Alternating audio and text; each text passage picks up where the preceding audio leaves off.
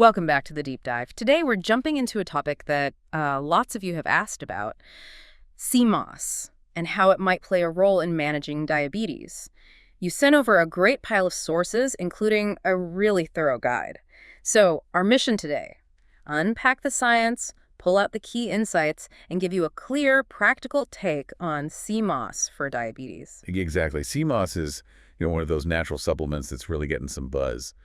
And it makes sense. A lot of people with diabetes are looking for natural ways to help manage their blood sugar. It's definitely worth looking into. Okay, let's unpack this then. What exactly is CMOS, and why all the talk about it being a marine superfood? Right. So scientifically, it's Chondrus crispus. You might also hear it called Irish moss. It's a type of red algae, and you find it mainly along the Atlantic coasts, Europe, North America. Okay, red algae. And that marine superfood name, well, it comes from something pretty remarkable. It's famous for supposedly containing 92 out of the 102 essential minerals our bodies need. Wow, 92 out of 102. That's incredibly nutrient dense. It really is. So, thinking about diabetes specifically, what does that nutritional profile actually mean for someone managing the condition? What are the key players? That's the crucial part. It's not just any minerals. For diabetes, we're looking at things like magnesium, zinc, calcium, iron, all present in CMOS. Just a small serving, maybe 10 grams, gives you a decent bit.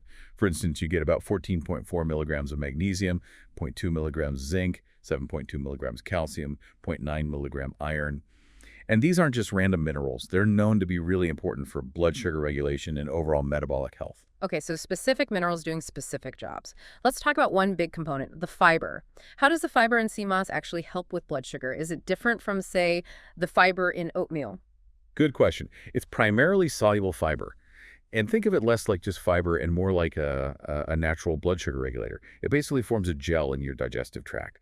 This gel slows everything down, particularly the absorption of glucose sugar into your bloodstream after you eat. Ah, so it prevents those sudden rushes of sugar. Precisely. It creates more of a slow release effect, so you get a gentler rise in blood sugar instead of those sharp spikes and the inevitable crashes afterwards. Helps keep energy levels more stable too. That makes a lot of sense. Okay, going back to the minerals you listed, magnesium, zinc, how do they fit into the picture with insulin and blood sugar control? They're absolutely vital. Take magnesium, it's involved in, nearly 300 different processes in the body, many related to glucose control. Research clearly shows that low magnesium levels often mean increased insulin resistance.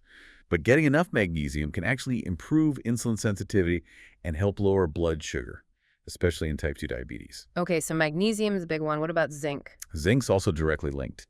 Deficiency in zinc is associated with a higher risk of developing diabetes, and it plays a role in managing both type 1 and type 2. And then there's chromium, another trace mineral found in CMOS. It's well known for its importance in blood sugar regulation and overall metabolic health. It definitely impacts how sensitive your body is to insulin. Interesting. So we've got fiber, we've got key minerals. Yeah. Anything else in CMOS contributing to these potential anti-diabetic effects? Yes, actually. There are complex carbohydrates called polysaccharides. Polysaccharides, okay. Yeah, they sound complicated, but basically, they seem to have their own anti-diabetic properties.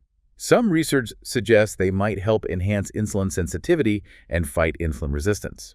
Plus, another point, CMOS itself has a low glycemic index. Meaning it doesn't spike blood sugar much on its own? Exactly. It leads to a slower, lower rise in blood glucose when you consume it, which makes it pretty suitable for a diabetic-friendly eating plan. We've covered how the mechanisms, but what about the proof? Is there solid clinical evidence showing these benefits in people? There is. One notable study, published in Nutrition Research and Practice, looked directly at this.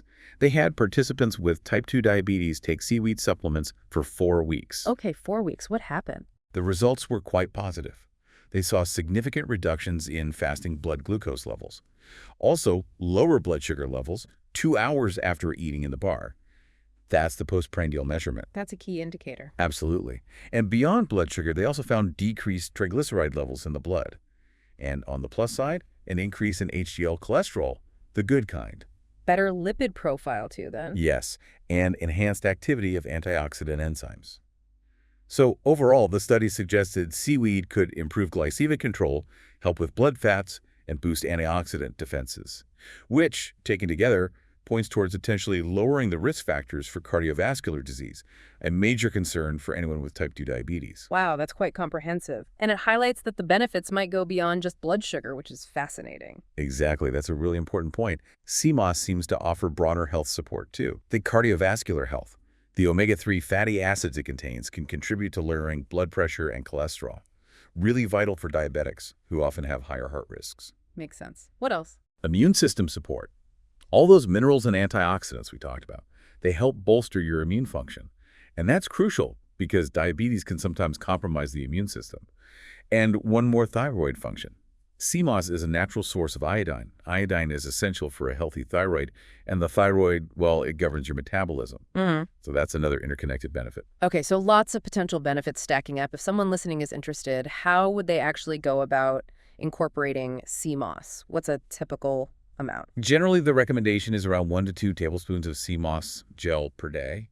If you're using dried CMOS, that's maybe 4 to 8 grams daily. And how do you take it? Just swallow the gel? You can, but there are easier ways. A really popular method is adding a tablespoon of the gel to a morning smoothie. Blend it right in. Yeah, and the fiber in the CMOS can actually help slow down the sugar absorption from any fruits in the smoothie too. So a nice balanced effect. Another approach is taking the gel maybe 15-20 minutes before a meal. Why? To kind of get that fiber working ahead of time, slowing digestion and hopefully leading to a more gradual blood sugar rise from the meal itself. Clever. And of course, for convenience, there are capsules. If you go that route, just make sure to take them with plenty of water. Got it. Now, the sources you shared mentioned a specific brand, Ocean Glow CMOS. What did they highlight about that particular product? What makes a good CMOS product stand out? Right. Ocean Glow was mentioned. What seemed to stand out in the sources was their focus on ethical sourcing, getting it from the Caribbean. And a big point was freshness. Freshness? How so? They apparently make their gel fresh to order, which potentially maximizes the nutrient density and bioavailability compared to something sitting on a shelf. Their premium organic Golden Sea Moss gel was highlighted, emphasizing those 92 minerals and antioxidants again. And crucially for diabetics, no added sugars. That's key. Absolutely. And they also focus on purity, new preservatives, fillers, that kind of thing. They offer capsules too, for that convenience factor we mentioned. Things like sustainability and transparency were also part of their pitch. Okay, good points to look for. But this all sounds great, maybe too great. We absolutely have to talk about safety, especially for someone managing diabetes. What are the really crucial warnings? This is probably the most important part of the conversation. Seriously.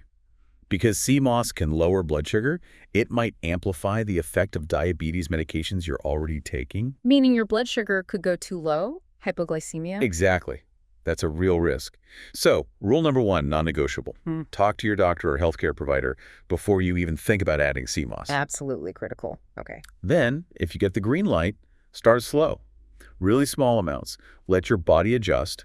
Some people might get mild digestive upset at first, like bloating or gas. Right to know. And monitor your blood sugar like a hawk when you first introduce it. Keep detailed logs. See how your body responds. Does it change your patterns? You need that data. Makes sense. Are there specific medications besides diabetes drugs to be extra careful with? Yes. Definitely talk to your doctor if you're on blood pressure medications, other diabetes meds, as we said, or thyroid medications, given the iodine content in CMOS. Yeah. It can potentially interact. Okay, lots of caution needed there. So let's try and wrap this up for our listener. What are the main takeaways? It seems like CMOS, with its fiber, those key minerals, the other compounds, it definitely shows some promise for supporting diabetes management. It does. The potential is there to maybe help stabilize blood sugar, possibly improve insulin sensitivity, contribute to better heart health markers, and just generally boost nutritional intake. Right. But, and this is it's not a magic bullet. Successful diabetes management is always, always a bigger picture. Right. It's about the whole package. Good nutrition overall, staying active, taking your prescribed medications correctly, regular checkups, monitoring. CMOS could be part of that toolkit, but only a part. So, stepping back, the real power isn't just in the CMOS itself, but how it fits into your personal overall health plan, right? Precisely. Maybe the question for you listening is, reflecting on your own health journey, where could something like this potentially fit in? What conversations does this spark for you to have with your healthcare team? That's the key takeaway. And just one last time, because it's that important, always, always talk to your doctor or healthcare provider before adding any new supplement, especially sea moss if you have diabetes.